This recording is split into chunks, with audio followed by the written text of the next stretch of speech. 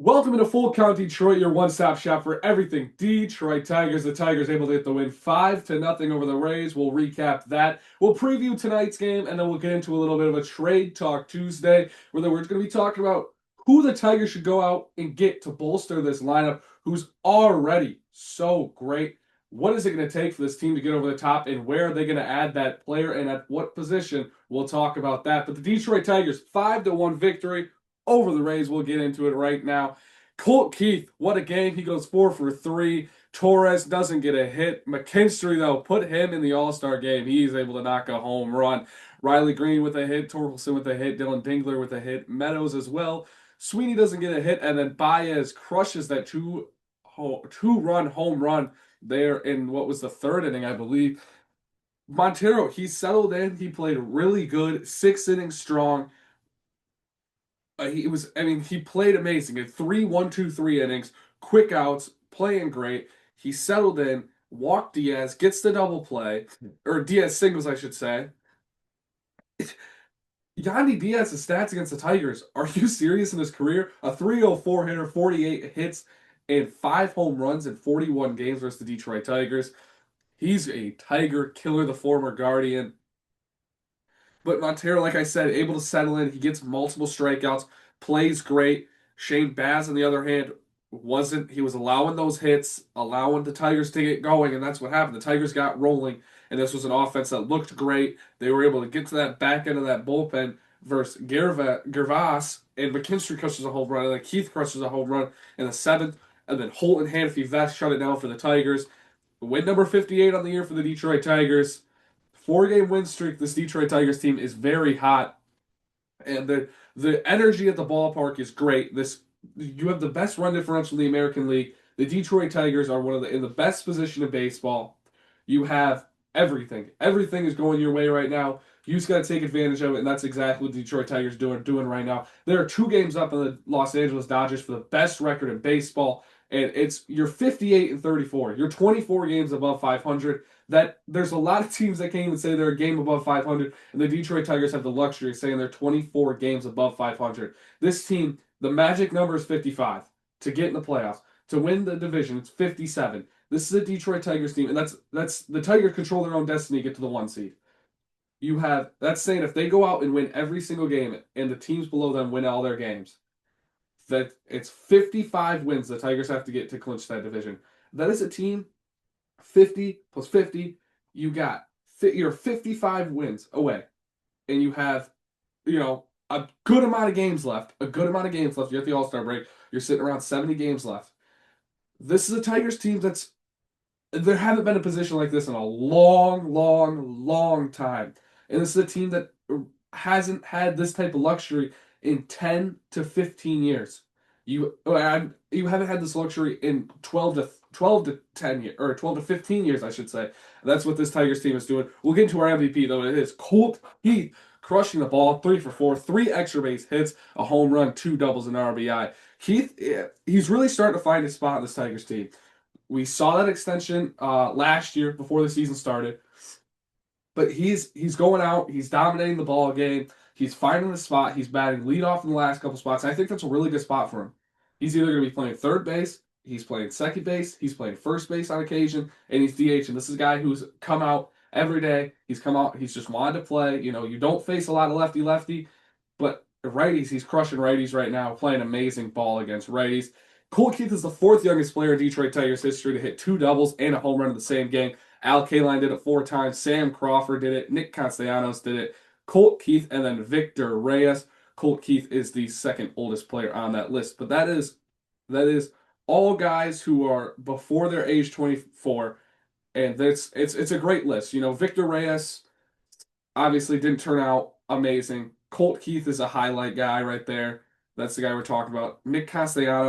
That's Nick Castellanos has been in the league for how many years now, and he's still dominating and hitting home runs. I wouldn't say dominating, but he is an below average fielder, but way above average hitter. Sam Crawford, all-time leader in triples, and then Al Kaline, the greatest Tiger of all time, sitting there 4 times. All did it before he was 22 years old, or 22 years and 200 days old. But this is a team that They lead the Central. The Tigers have that huge game on, but Cleveland able to snap their 10-game losing streak, and they win 7-5 over Houston. Kansas City gets a series opening win over Pittsburgh. The White Sox struggle against the division-leading Toronto Blue Jays. Yes, division-leading Toronto Blue Jays. And then the Minnesota Twins will start a 3-game series versus one of the best teams in the National League, the Chicago Cubs, tonight. And this is a question that I think is going to be asked a lot.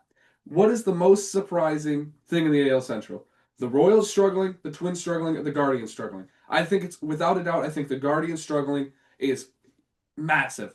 You're a 40-38 ball club, and now you lose 10 straight, and now you're 41 and 48. This is a team like Cleveland. It's a team that has the talent. Jose Ramirez easily can, without a doubt, be an MVP candidate. He probably won't win it this year because you have Cal Raleigh and Aaron Judge. He'd probably be a top 7 vote getter, but the ability that team has to go out and play. You have Stephen Kwan, one of the best contact hitters in all of baseball. They've struggled though, and it's something the Detroit Tigers have come in, and you can't really say they've taken advantage because that series back in May, or I should say last month, where they kind of just weren't able to get those first 3 wins. Skubal came in, pitched one of the best games of his life. But yeah, I think Cleveland's struggling. This is all the teams are struggling in this division outside of Detroit, and that's something Detroit's taking advantage of. But Minnesota, this is the first you have Byron Buxton healthy, Royce Lewis not been all that healthy. Correa, he's been healthy for the majority of the season. KC, you have amazing staff of pitchers. Your bullpen struggles. You have Bobby Witt, who's got a case to be one of the best players of these 10 years upcoming. He's got the case to be one of the best players in the MLB. But the Detroit Tigers, they've got guys who are coming together and playing as a team, and that's what I think the other teams in the division are struggling with. You got guys like Zach McKinstry, who without a doubt, I'll die on this hill, and I think he 100% should have been in Atlanta. 100% without a doubt, Zach McKinstry should be playing in Atlanta in the All-Star game. But that's not the case scenario. You have Dylan Dingler. Again, probably not an all-star, but he's playing above average. He's hitting well. He's playing amazing defense behind the dish. Spencer Torkelson found that groove this season, hitting the ball well. He's got over 20 home runs. We talked about it yesterday. Him and Green, the first 2 Tigers since 1993 to both have over 20 home runs before the All-Star break. It's Riley Green. I mean, he's a superstar. He's a superstar blooming right now. He's got 22 home runs, 72 RBIs on a season, and he's hitting almost 300. An amazing, amazing performance by him. And you have Colt Keith coming together. Trey Sweeney's, he's not great right now, but we saw what he did against Cleveland and able to come in, clutch, hit that home run off the foul pole. That was the game-winning home run, right? But the ability that the Tigers have to stack on top, and we already talked about Zach McKinstry, the guys who've come in and played third base between Colt Keith, McKinstry, and Chase Young, who's not up right now. And that goes even farther. The Tigers farm system, who we'll get in tomorrow when we're talking about the Erie Seawolves, who just called up McGonigal, Briseño, and Clark. But that's your farm system is so deep. There's not a whole lot of teams who have a better situation than the Detroit Tigers right now. And going into the outfield, Meadows, he hasn't really found his groove batting right now, but he's got the potential. He's got Gold Glove potential in center field. He makes some of the best catches, diving or not diving, including Green. Green puts his body on the line. This is a team that is full blown. Everyone is in on this team. Matt Vierling's in on this team. Kerry Carnberry in before he was hurt. And you've had guys who've stepped up. Jahmai Jones. You have Andy Ibanez go down. But this is a team that no matter who comes up, this team is fully bought in. And we saw it with Kadar Montero yesterday, who had an amazing outing. But this is a team that I personally don't think they really need all that much hitting. I think 100% they should go full-fledged into the bullpen. They got to get 2 to 3 bullpen arms, especially those guys. I mean, it's hard to say because this team is playing so good right now. This pitching staff is amazing. You allow 1 run, 0 runs, 1 run, 1 run, or 2 runs, I should say. You've allowed 4 runs in the last 4 games on this 4-game win streak where you come out and you have played amazing ball. You got 2 runs in the first game against Cleveland, 1 run, and then since then you have 15 runs between 5 and 7. You're 15 to 4 in the run differential game in the last 4 games, and that is a team that you're not scoring a whole lot of runs. It's an average amount of runs scored, Your pitching staff is elite, and that's exactly what the Tigers have come in and do. And it's just what the brand of ball the Tigers are playing right now. And I can't stress it enough. It's amazing. It's phenomenal for the city of Detroit. It's phenomenal for baseball. The Detroit Tigers are one of the best teams in baseball. And I mean, I don't want to say it, but this team might be the team to beat in the American League. You got the Yankees, the Astros. The Astros will always be the Astros, and they will always be there. Yankees falling off a little bit. They could take that step up, but Toronto, they are making the Yankees pay for not playing good ball. And so are the Rays. The Rays are coming in, they're coming out, and they're playing ball every day. We saw that really hot stretch of June. But I don't think, and we're going to talk about trade deadline here in a couple seconds. I don't know what the Tigers need hitting. And there's a couple guys I have on this list. Ramon Laureano being one, Bregman, Brian Hayes, Eugenio Suarez, Marcelo Zuna, Brian Reynolds, Ryan O'Hearn, Joe Adell, and Ryan McMahon.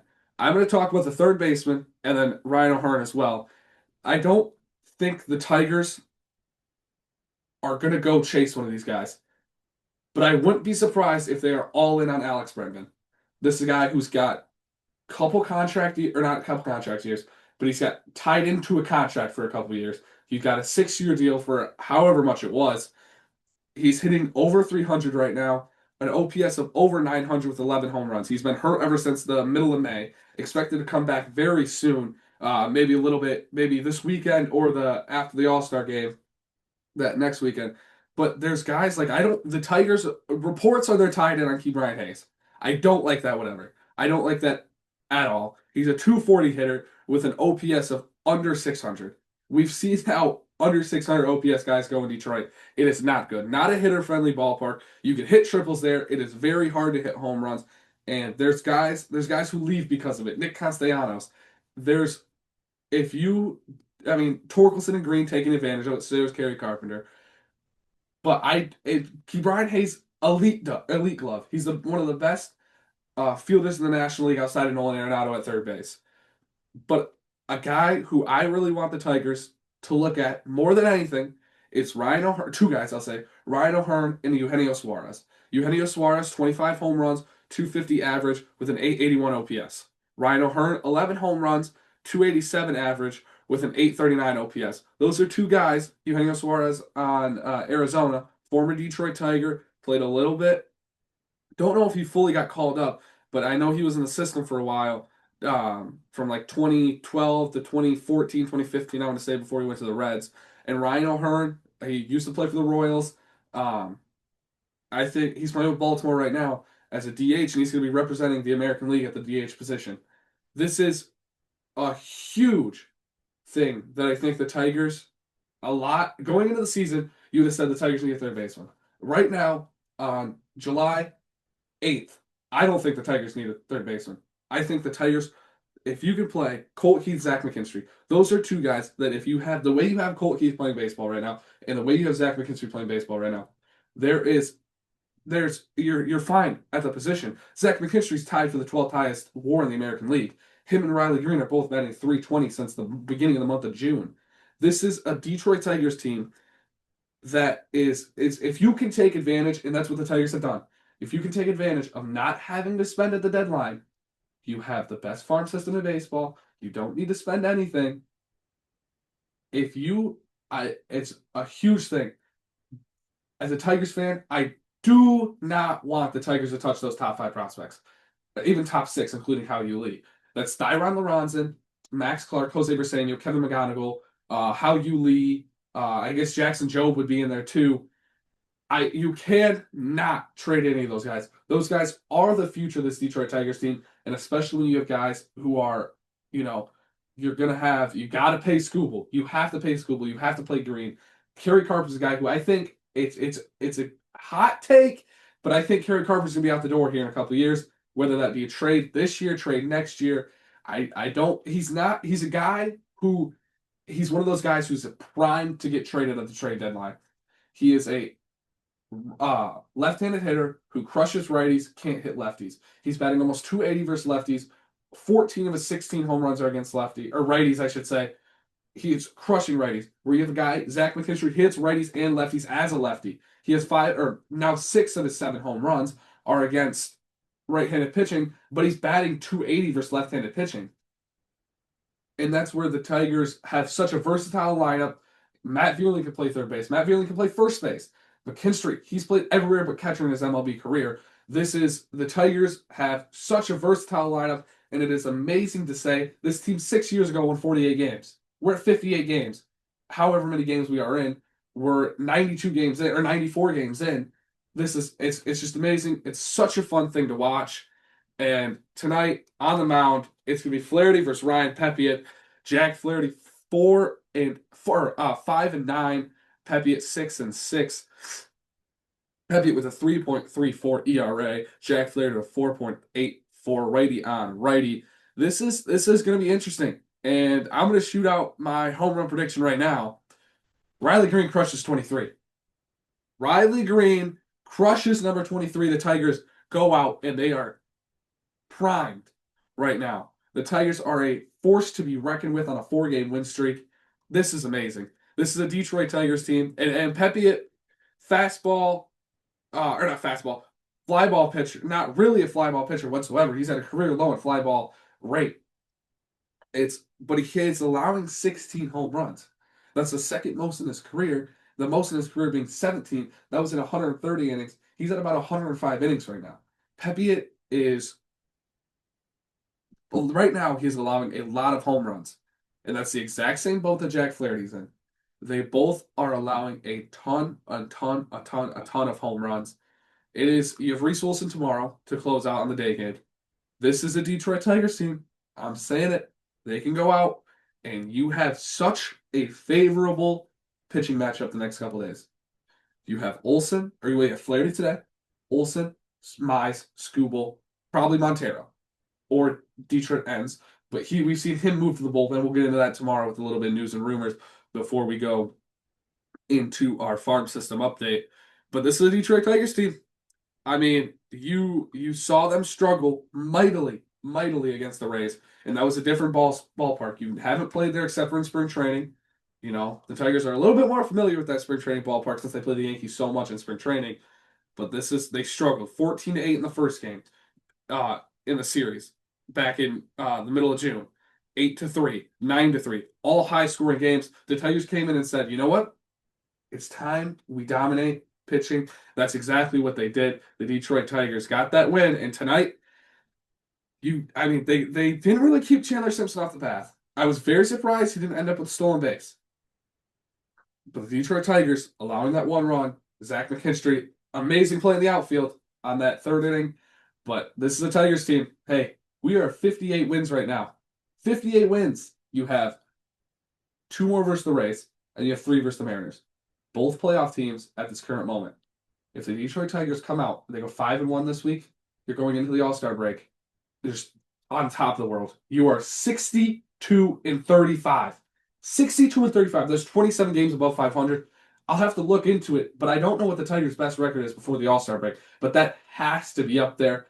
But thank you for listening today. A little bit of a longer episode, but the Detroit Tigers are the talk of town, and Comerica Park is on fire, and I love to see it. But like I said, thank you for listening and catching us on your Tuesday afternoon. That does it. Join us tomorrow on Wednesday for a little bit of a farm system update, talk about the Erie Seawolves, and then maybe a little bit on Colt Keith. But thank you for listening.